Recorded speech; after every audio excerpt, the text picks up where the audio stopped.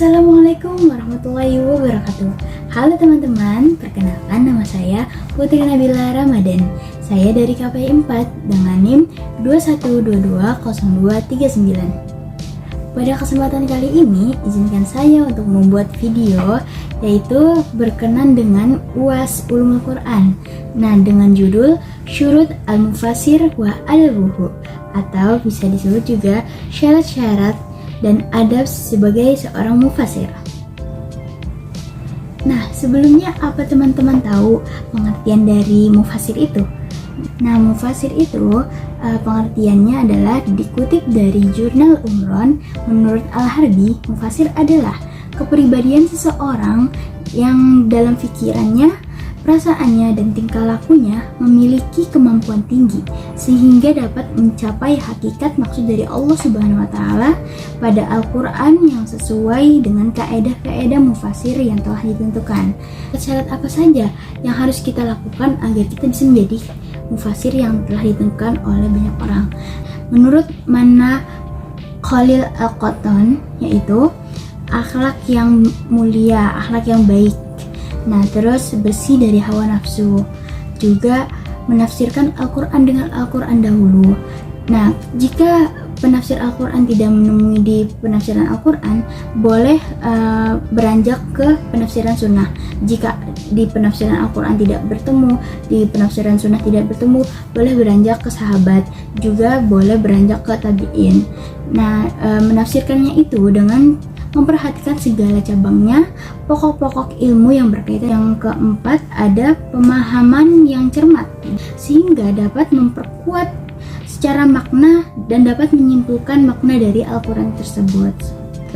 Menurut Mana Khalil Al-Qattan, Al-Alusi, Muhammad Ibrahim, dan Husain Al-Zahabi, syarat disiplin ilmu pengetahuan yang harus dikuasai oleh seseorang mufasir. Yang pertama, ilmu bahasa Arab dan ilmu balaghahnya. Jadi bahasa Arab itu, seseorang mufasir tidak akan tahu, tidak akan bisa menafsirkan sesuatu yang bersumber dari Al-Quran kalau dia tidak tahu bahasa Arab gitu. Lalu yang kedua ada ilmu pengetahuan ulumul Quran seperti asbabun nuzul, dan lain sebagainya. Lalu yang ketiga ada ilmu qiraat. Nah, ilmu qiraat itu tentang cara mengucapkan baca Quran di berbagai daerah. Nah, yang keempat adalah ilmu kalam. Ilmu kalam itu ilmu tentang teologi, yaitu yang dihubungkan dengan antara keyakinan kepada diri sendiri dan Allah Subhanahu wa Ta'ala. Lalu yang kelima ada ilmu hadis. Seperti yang kita ketahui, ilmu hadis yang bersumber dari Nabi kita Nabi Muhammad SAW. Lalu yang keenam ada ilmu muhibah. Jelaskan tentang bagaimana segala sesuatu yang bermanfaat. Jadi apa yang diucapkan oleh mufasir, apa yang diteliti dan dipublikasikan oleh mufasir harus yang bermanfaat. Sekarang kita membahas tentang adab seperti apa saja yang harus dimiliki oleh mufasir. Apa arti adab itu? Nah, arti adab itu secara bahasa yaitu berasal dari bahasa Arab yang berawal dari kata daba yang artinya sesuatu yang bagus sekali, perayaan ataupun pesta. Nah, adab itu juga berasal dari bahasa Latin yaitu urbanitas. Nah, urbanitas itu yang berarti kesopanan, sopan santun, kehalusan budi bahasa. Nah, arti adab secara etimologi yaitu menurut Syekh Manukaib Al-Atas dalam Abdul Haris mengatakan bahwa adab itu adalah ilmu untuk tujuan mencari pengetahuan yang bertujuan untuk menanamkan kebaikan dalam diri pribadi manusia. Nah, adab yang harus dimiliki oleh seorang mufasir, yang pertama yaitu berniat baik dan bertujuan benar.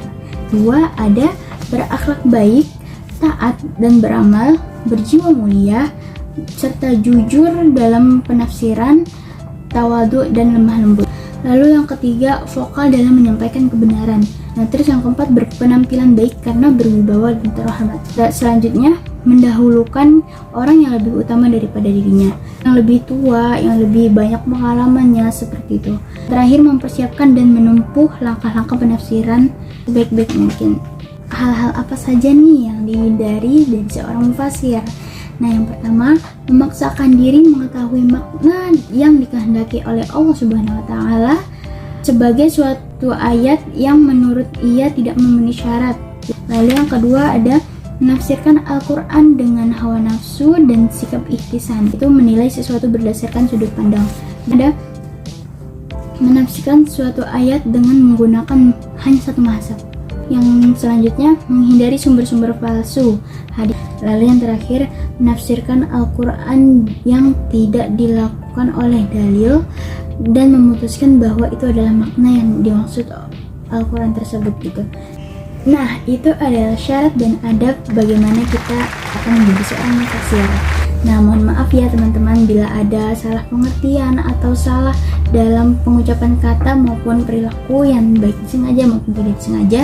Jika ada kesalahan boleh teman-teman memperingati saya di dalam komentar. Oke. Sekian dari saya. Wassalamualaikum warahmatullahi wabarakatuh.